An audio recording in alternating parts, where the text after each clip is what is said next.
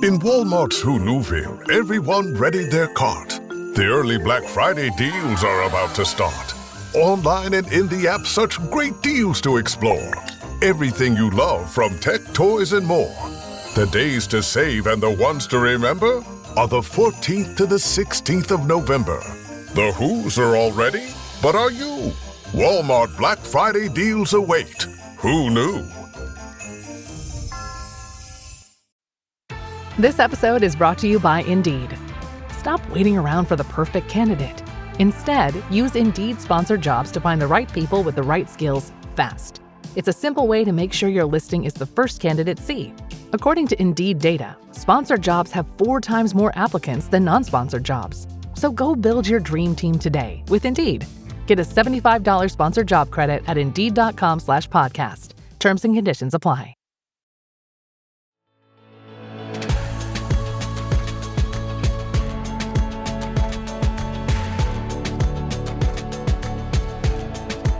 I'm Nicole Khalil, your host of the This Is Woman's Work podcast, where together we're redefining what it means, what it looks and feels like to be doing woman's work in the world today.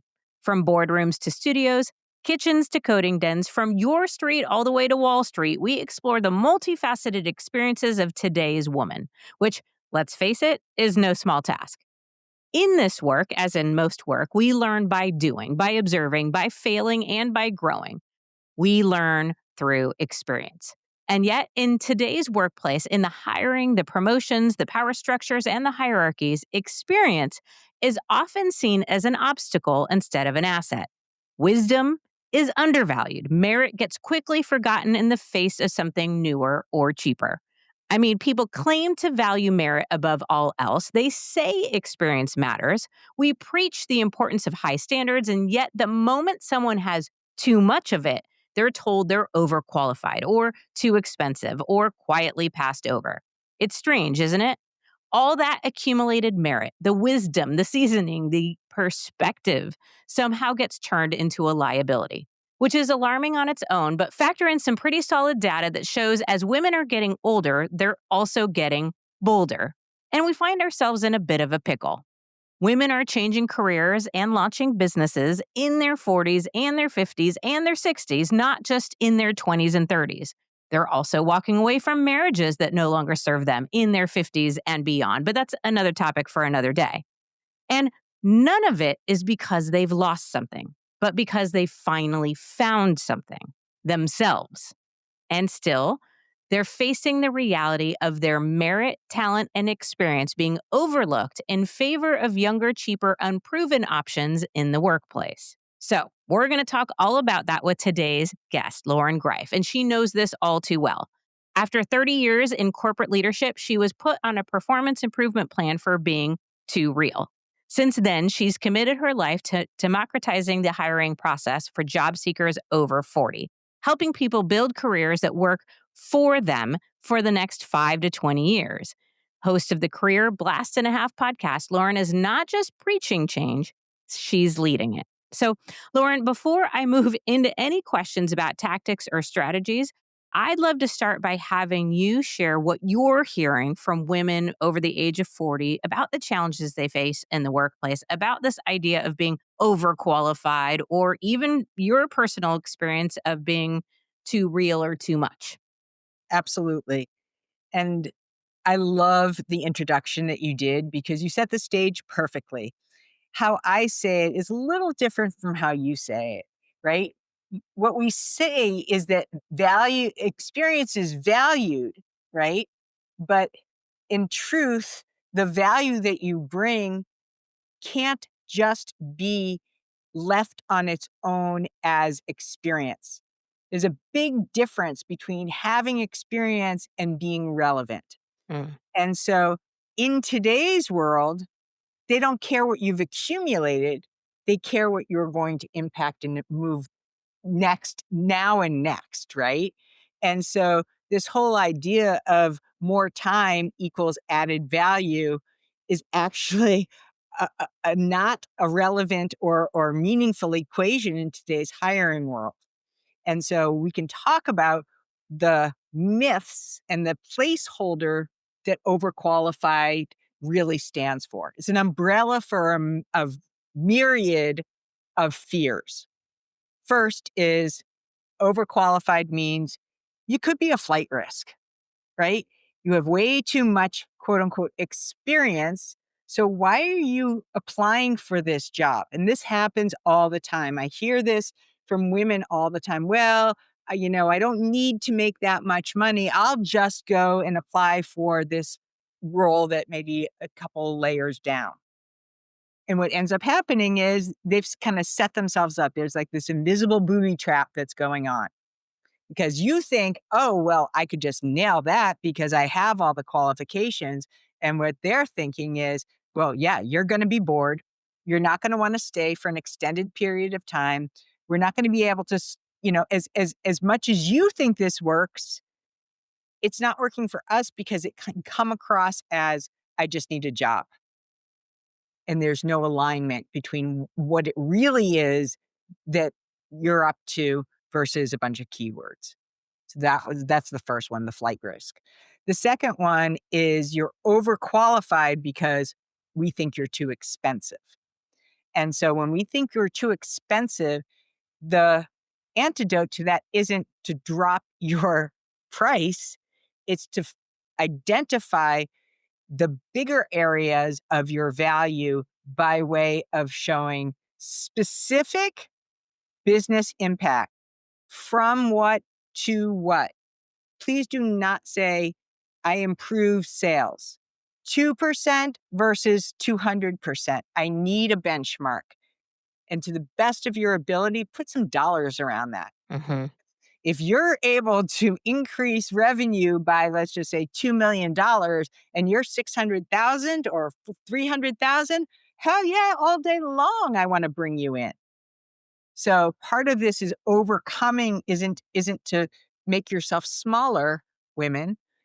It's really to own the impact that you've had. And the good news is, despite what you may think, there's always a metric. So that is business currency.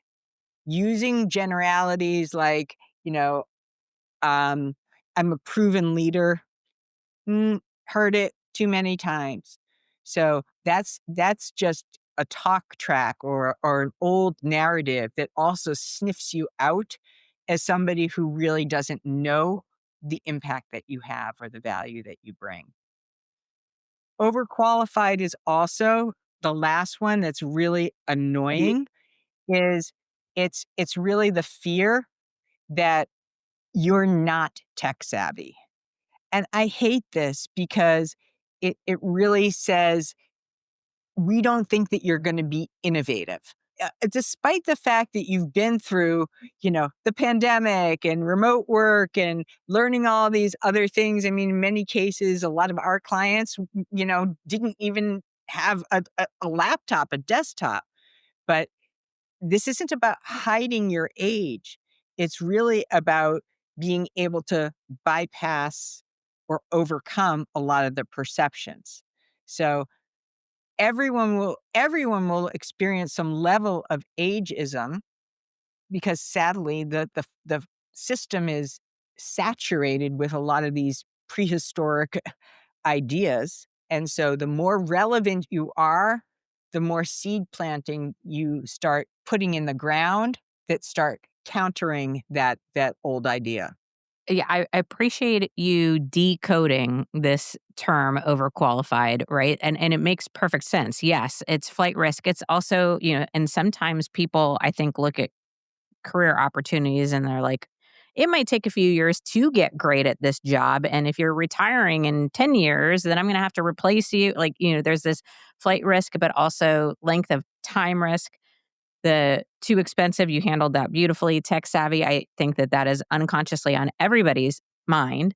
And I like that you provided a balance because I came in a little hot in my intro of like merit and experience. And I also think that there are relevancy issues that we need to be mindful of or that we need to be able to talk ourselves through. And I also think just like the example of the sort of flimsy things we say, I'm hardworking or I improve sales or whatever, to be able to back that up with the metrics, but also the how you do it, right? To be able to explain what it is that you do or that you bring to the table that makes that happen or that people are willing to invest in.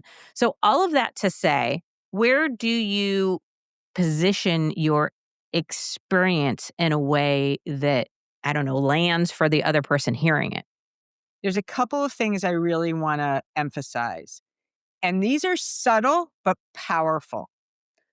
So the first is look at your LinkedIn profile, look at your resume. Probably 90+% of it is written in past tense. I'm going to tell you that you're writing your professional obituary. You're telling people that your best years are done, right? I led this, I sold that, I launched, I invigorated, I sold, I grew, right? Now I think your best days are not only over, but that you're not positioning me, my company, my team for the future. So we call them tomorrow stories. We need to be able to bank it off of this, but also be able to bridge it into tomorrow and whatever happens thereafter. This is the love story about the future of marketing, the future of fintech, the future of manufacturing. As somebody who is going to be leading, it's incumbent within your skill set that you have vision. And so I think if your vision is only looking from the now backwards, it doesn't instill a lot of confidence that you are in a position to lead me to the next and the future. If you focus just on yesterday, it's suggesting, that tomorrow will be mediocre, Yeah. right? And so Yeah. there's a lot of importance in just that one reframe. Oh, it's a small tweak with a huge impact, and it makes perfect sense. I wonder with the assumption about tech savviness, is your advice for people to like disprove it, share all the ways you are in fact tech savvy or all of the ways that you've learned and used technology? Or is it to redirect to, like, for example, in my case, I'm not very tech savvy, truly, but I'm pretty people savvy. What would be the advice there if we know that the person we're talking to for any opportunity might have that assumption that that would be working against us? The first is please, please, for the love of God, please, like, show up on LinkedIn. I cannot tell you that what a strong, 97% of Fortune 500 CEOs and their teams are busy plucking from LinkedIn, right? You do not need to say open to work. Everybody is open to work on LinkedIn. Passive, active, you do not need to. My point is that footprint and what that profile does as the first go-to one-stop shop can grease the skids and share a lot of information that they can learn in effort to want to get to know you and learn more about you. Your resume, which is very old school, and I'm not saying you don't need one. Yes, you do need one. But the eyeballs that are going to land on your resume as compared to a LinkedIn profile are incomparable. Mhm. No way. And so you need an updated headshot. You need a really strong converting banner. Please, again, do not just put a skyscraper, a cityscape or something like that. That could easily tell me you're a tour guide in that city, or if you use a mountain scenery, like you're off on a vacation and you're hiking. So you really want to address everything on LinkedIn as how you were going to reach and talk to your audience with their pain points and also, of course, your wins. That's the baseline. You must have that presence. You must. The next level up from that is to be sharing thought leadership content that speaks to your expertise. It's not an overnight thing. I need you to know that, all of you, right? Content is a really good game, and you don't need to be an excellent writer or anything. You can always start with commenting. but you want to curate that feed to reach your audience, people within your industry, other people who are thought leaders. And doing that starts spidering out your reach and says, hey, you're that person that knows something. You're that person who's confident to be able to speak on that topic. You're somebody who also is, up to speed on the latest changes or tech advents or something like that. So just by doing that, it starts to change that perception. Right. Now, the best thing that you can do is share all the things that you are doing by way of tech. Take people on your tech journey. There's hundreds of AI classes and certifications, LinkedIn Learning.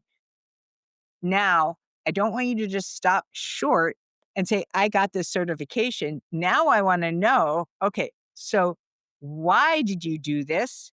And how will it impact said industry, said company? How will this make you a stronger leader? Tell me something that you learned there. Because if you just throw the certification up, I'm not going to be able to mind read for that. Right. So that is a very potent and simple way of showing that you are agile, continuously learning. And if you're learning about tech, you can, have a double whammy there, right? So that's really, those are kind of the 3 tiers. If you're anything like me, drinking enough water every day sounds great in theory, right up there with getting 8 hours of uninterrupted sleep and folding the laundry right away. Which is why I found a smarter way to stay hydrated with Cure. Cure hydration packs are clean and simple, plant-based electrolytes, no added sugar, and just 25 calories. They hydrate better than water alone, and get this, they actually taste good. My favorite flavor is lemonade, but they have several great flavors that you can try, which make drinking water feel like less of a chore. They even have a Cure Hydration variety pack for kids. JJ uses them over long practices or tournament weekends, and honestly, I use them then too, because hauling kids around to all of their activities should qualify as a sport. Listen, staying hydrated isn't just about water. You also need electrolytes. That's why I love Cure. It's clean, tastes great, and actually works. And for This Is Woman's Work listeners, you can get 20% off your first order at curehydration.com/womanswork with code Woman's Work. And if you get a post-purchase survey, make sure to let them know you heard about Cure right here. It really helps support the show. Don't just drink more water, upgrade it with Cure. Hey, the vibes are slipping.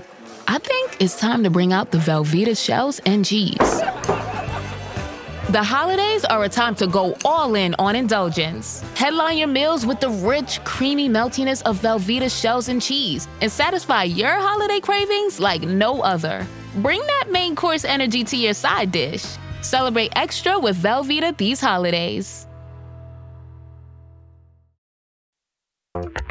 This is Jason Momoa, and I'll be your finance professor today. Welcome to Banking Smarter 101 with Chime. Bam! First lesson, sign up for Chime and set up direct deposit. You'll be joining millions of members banking fee-free. Second lesson, get cash back on eligible purchases while building credit and a higher APY on your savings. That's how you bank smarter this season. Fa-la-la-la-la, class dismissed. Join Chime today. Chime is a financial technology company, not a bank. Banking services and a secure Chime Visa credit card provided by the Bancorp Bank N.A. or Stride Bank N.A. Members FDIC. Optional services and products may have fees or charges. Details at chime.com/fees-info. With a qualifying direct deposit, earn 1.5% cash back on eligible secure Chime Visa credit card purchases. On-time payment history may have a positive impact on your credit score. Results may vary. APY means annual percentage yield. Learn about credit building and more at chime.com. Love it. All great advice. Again, logical and reinforces the message that I think we all want to be sending that we might unconsciously not be. So I guess my next question is around, based on the work that you do, why do you see that women are changing careers, starting businesses, making these big life changes later in life? What are you hearing? What's the reasoning behind it?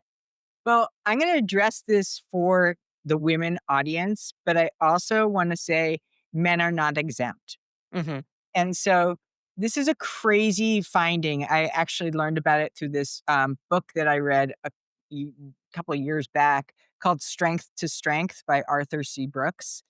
And it identifies that our brains at a certain point in time change to the degree that, without getting too geeky and scientific, they move away from the ladder, right? Climb, climb, climb, promotion, promotion, increase my compensation. Like, for some reason, our brains, it deadens out. It hits this almost like imaginary stop sign and says, I just can't do this anymore. And once we make that shift, usually around 40s, early 40s or so, then we start caring more about purpose. Why am I really doing this anyway? I I don't understand. Like, I'm not skipping to work on Mondays. I am like wondering when the next weekend is coming. And you find yourself, all these little clues start showing up over and over and over again. You're apathetic at work. Even if you were paid more, you wouldn't want to stay because it's kind of either been there, done that, or it's the politics, or it's something else. And so when we are with our clients, the very, very, very first thing that we do is strip away a lot of the head noise. I am a this, I am a that, and we get underneath this very, very important and literally catalytic trigger. And we understand what contribution they want to bring to X and what is the impact of that contribution. Now, it sounds very easy because people are like, I want to generate more sales, or I want to do this.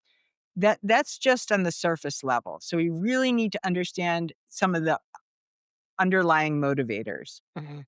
I'll share my why because it was not an easy thing, but it can work as an example to demonstrate this contribution and the impact of it. So my contribution, the first piece is I am on a mission to end career victimization. Like, that is come hell or high water. I talk about it all day long. I post about it.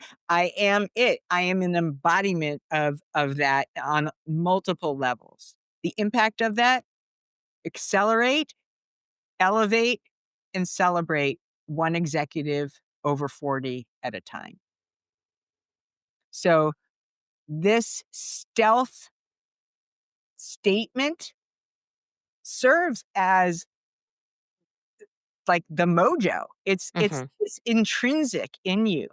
And I could get like all like goose pimply about it because honestly, when I see those lights go on and when our clients own it for themselves, 99% of all the other things start falling into place because it becomes a filter.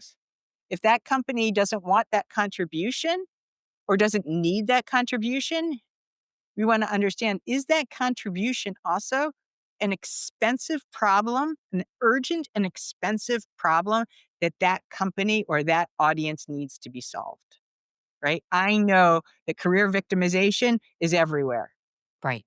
right? If everybody knew how to do this, they do it. So I think it's really important to really be able to, through that process where that break point is between, I don't really care that much about I care that I have a big title. Yeah, and that's not going away. But the reason why I have it is now more important than just the place, the Right. the marker. It's interesting. I mean, this is all interesting. It's personally interesting to me because I've experienced a similar shift, right? In my 40s, it really became this questioning of, when is enough enough? What is my actual purpose? What am I trying to accomplish or prove over here? Like, the latter visual was perfect because I was tired. Like, I wasn't interested on what the next steps were going to bring or what it was going to take to get there. And it became a lot more about, I'll say, purposes, because I think that there may be evolving, growing purpose in there. And I certainly don't want to be undervalued. And I definitely have moments when I see people with, you're also a podcast host, so you might relate to this, but like when somebody has a bigger podcast, I have like a competitive moment. Or when somebody, says that they're making millions of dollars, there's that like, oh, could I do that moment too? And yet I find myself more and more often in the like, I'm not motivated by that anymore. Maybe for a second or a moment, but not long enough, not sustainable enough for me to want to do anything about it. Like, it is interesting. And I don't want people in their 40s and 50s to be undervalued because now they care more about purpose than. Well, that's the whole thing, right? They can not just coexist, they ideally should be aligned. That's your grand slam. That's what we focus on for each and every client, because at the end of the day, when they have multiple offers, they're not always going to pick the one that comes with the title or comes with the bigger comp package. They go back and they have to ask themselves, and many, many, many times, especially when they know if they've come from a toxic culture, they're like, never again, right? And that is on many levels a part of a part of purpose. I want to be with people that I can collaborate with, Mhm. that I genuinely like, that I vibe with. There's nothing wrong with that. You don't have to make that trade-off. You may make other compromises like a longer commute, but you are you have control over what it is that you prioritize and then what it is that you eventually sign up for. Yeah. Tactically, strategically, you mentioned LinkedIn. I think that's a big example of this. But for many people, it may have been decades since they last interviewed or looked for a position. What are some things that we might want to be aware of that have changed dramatically that will make a career search or even just looking at other opportunities a little bit more approachable? Absolutely. So I am a big advocate for the hidden job market, which means jobs that are not posted. I can swear by it, not Hmm. only from personal experience, but from all of our clients who have found a variety of opportunities, changes, things underground, jobs that are not posted. Those are going to come by your relationships, right? Everybody really does have a network. I can't say that they're all, you know, top of mind or, they haven't atrophied, but as you grow in your career, there is no better investment. I don't care what it is that you're doing. I don't care what industry you're in. As you become more senior, those posts and those recruiters are going to become a smaller and smaller portion of how you're eventually going to land. So over dependency on applicant tracking systems and also expecting recruiters to be the messiah and come to you and find you all these jobs and, do all the heavy lifting. No more. Hmm. Because no recruiter can sit in an interview or, build your network or really get under the hood of even the energy that you're going to be, bringing to that conversation. So you really need to accept that right off the bat, because the job market is not ever going back to what we used to know, where people could really leverage the pedigree, the titles, and all the things that previously worked, right? I need to Hmm. see the proof. I need to know how you've done this, and I need to know exactly, why it was so instrumental. And so you have to tell me those things. You have to, again, embody that.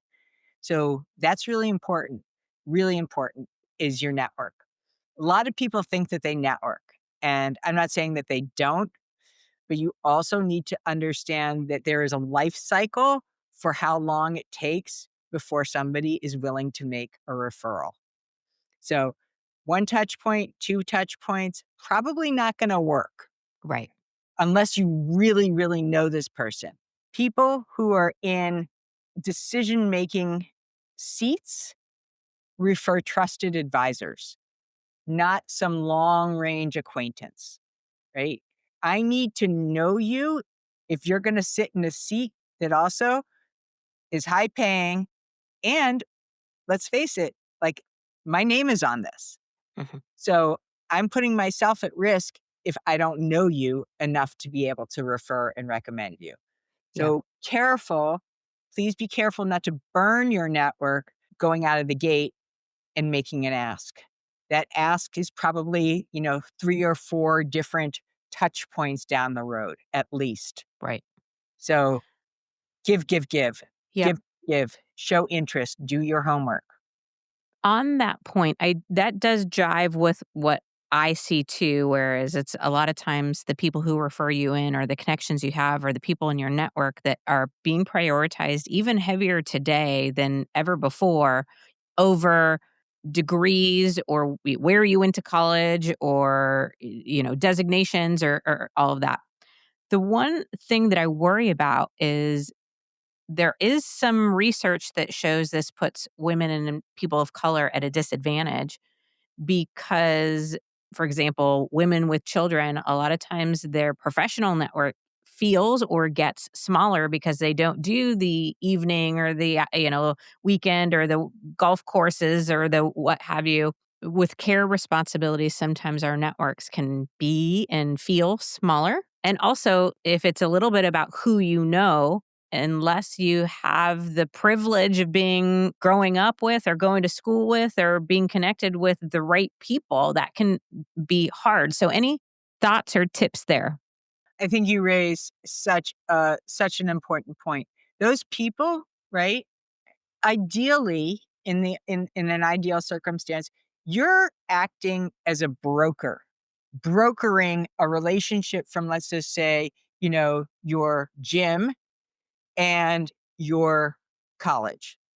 You're building off of the pockets of people that you know. Other moms, great. They want to meet other people that may have been from a prior job.